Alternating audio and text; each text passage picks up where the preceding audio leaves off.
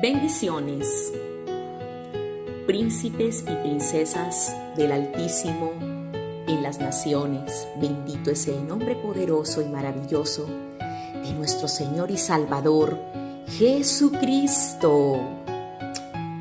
Siendo justos, somos más felices. Muchas veces se confunden dentro de la iglesia y dentro de los hijos de Dios la crítica con la corrección.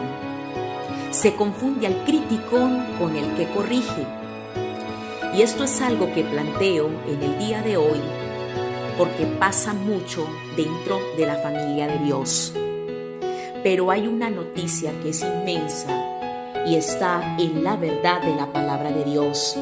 Quiero que me acompañes en Juan capítulo 7, versículo 24, traducción en el lenguaje actual. Dice así: no digan que algo está mal solo porque así les parece. Antes de afirmar algo, deben estar seguros que es así. Juan capítulo 7, versículo 24, versión Palabra de Dios para Todos, dice así: dejen de juzgar por las apariencias, más bien juzguen de una manera correcta. El juez es la máxima autoridad de un tribunal de justicia, por lo que de él dependen las decisiones que se tomen y también los resultados. Asimismo, la Biblia menciona que el Señor es nuestro juez. Isaías 33, versículo 22. Muchas veces tomamos el lugar de jueces para realizar sentencias o acusaciones, pero olvidamos que este no es nuestro rol. Como vimos en la definición, un juez es la máxima autoridad, por lo que este título solamente se le puede atribuir a Dios. Y Él conoce nuestro destino, las consecuencias de nuestros actos, y Él es el único que puede darnos otra oportunidad. Con respecto a este tema, me gustaría hacer énfasis en un caso muy particular que yo atendí. Era una joven que cometió fornicación con su novio, motivo por el cual ella queda embarazada. Obviamente, esta fue una situación que puso a muchos a su alrededor como jueces, quienes simplemente la criticaban, le dieron la espalda, la señalaban y no le hablaban. Y eran hermanos y hermanas de la fe.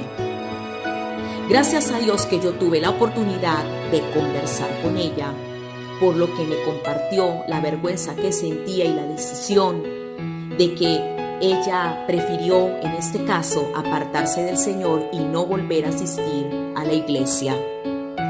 Mientras estuvimos estudiando la Biblia juntas, yo oré por ella, la escuché y comprendí que podía arrepentirse y que ella quería corregir su camino. Por supuesto que también ella aceptó que debía enfrentar las consecuencias de su pecado y aparte de ello, esto tenía que ver con la vergüenza que sentía. Entonces decidió obedecer la palabra de Dios, contraer matrimonio con su novio, acordaron una fecha y ambos se esforzaron por salir adelante con Dios a pesar de las críticas. Después de mucho tiempo ella volvió a contactarse conmigo, informándome que estaba muy contenta de no haberse alejado de Dios por la mirada de aquellos que los juzgaron y que estaban siendo sumamente también muy bendecidos como pareja, como matrimonio, con un lindo hogar. Bien, de nuevo voy a la palabra del Dios. Dice en Hechos capítulo 10, versículo 15, de nuevo por segunda vez llegó a él una voz: lo que Dios ha limpiado, no lo llames tú impuro. Allí el Dios Todopoderoso le estaba hablando al apóstol Pedro de un caso muy particular de la decisión del apóstol Pablo con respecto a llevar el evangelio a aquellos que no eran del linaje de Israel, que hoy en día somos tú y yo, que gracias a lo que hizo el apóstol Pablo, tuvimos el acceso a esta hermosa y invaluable salvación. ¿Qué hubiera pasado si Pablo se hubiera detenido ante lo que ellos creían que era lo correcto? Bien, damos gracias a Dios porque Pablo no se dejó llevar por esas críticas ni tampoco por el juicio de aquellos que decían que no debía llevarse el evangelio a estas otras naciones. Pero el tema de hoy no es ese. Continúo con decirte: la exhortación, la corrección y el justo juicio siempre tienen que ser a base de la palabra de Dios. Y es ahí donde encontramos la diferencia entre el criticón y el que está corrigiendo rectamente. Pero también tiene que ser direccionado por el Espíritu Santo de Dios. Juzgar con la naturaleza humana no es algo nuevo, y juzgar usando la palabra de Dios en forma incorrecta tampoco es algo nuevo. Pero te puedo asegurar que es peor cuando se juzga usando la palabra de Dios, ¿sí? Cuando se enseña y no se hace de la forma correcta y se hace de forma dividida. Es decir, enseñar sin haber hecho un estudio serio e inteligente de las Sagradas Escrituras, porque esas malas enseñanzas hoy en día han destruido más vidas que el mismo mal, y hace a las personas apartarse de Dios, les son tropiezo para su crecimiento espiritual y hace personas amargadas.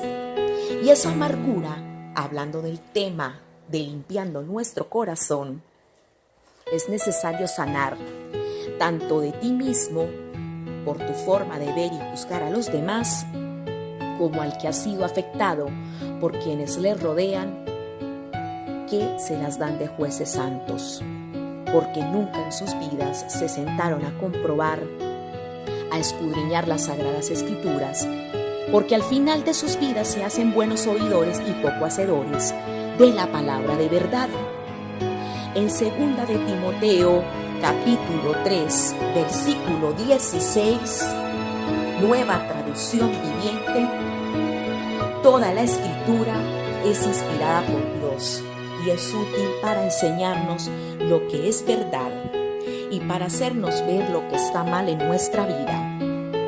Nos corrige cuando estamos equivocados y nos enseña a hacer lo correcto.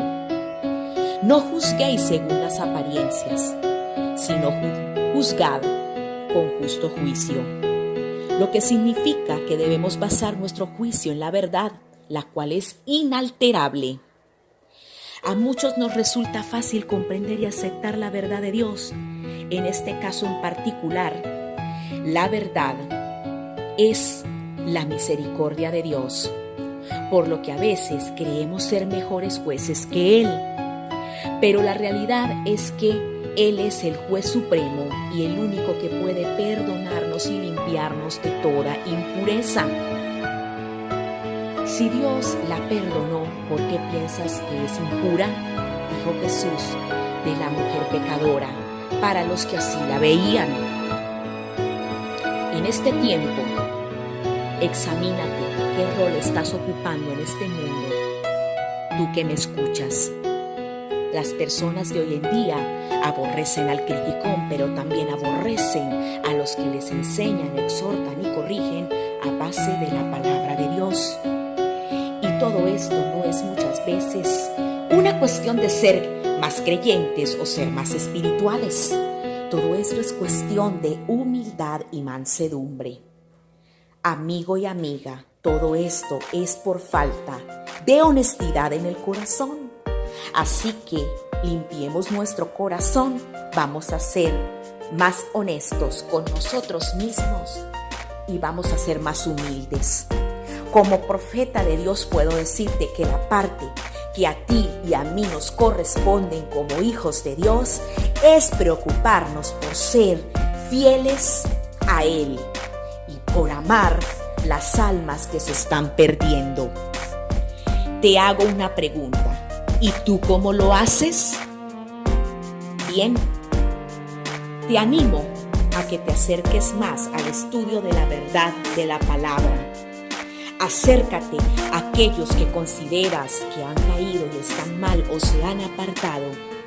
Tal vez necesitan tu mano de amor para regresar.